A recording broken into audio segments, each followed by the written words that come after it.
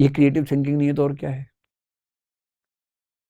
बड़ी तबाही आने वाली है आने वाले समय में। जितना हमको लगता है कि हम लोग बहुत ही यूनिक टाइप के लोग हैं, कुछ नहीं है। हम गुरिल्ला के चचेरे भाई हैं।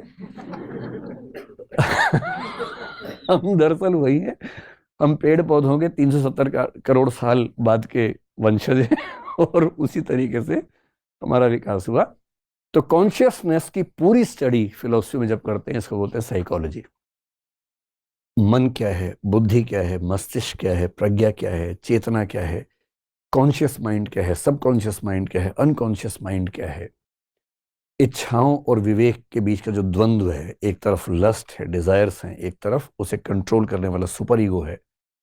ये द्वंद्व क्यों होता है, कन्फ्लिक्ट क्यों होता है, इन सारी की सारी स्टडीज को एक बात में बोलते हैं साइकोलॉजी।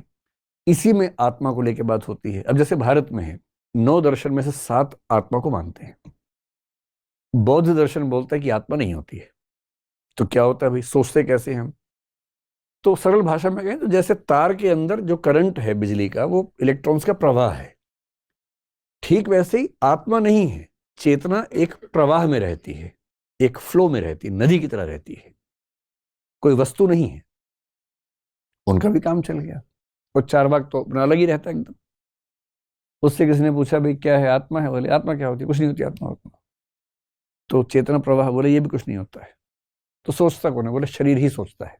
शरीर ही ऐसे गुणों से युक्त है कि उसमें चिंतन का गुण विकसित हो जाता है। लोगों ने इतना मजाक बनाया, हम भी खूब मजाक बनाते थे उसका पढ़ाई के दिनों में। लेकिन कंप्यूटर के विकास के बाद लगता है कि ये सही ना साबित हो जाए। अगर भौतिक वस्तुओं से बना हुआ कंप्यूटर सोच पा रहा है, तो भौतिक शरीर क्यों नहीं सोच सकता? कम से कम सोचने का एक तरीका तो है। और ठीक यही सब थॉट प्रोसेसेस पश्चिम में भी हैं। अलग अलग दार्शनिक हैं।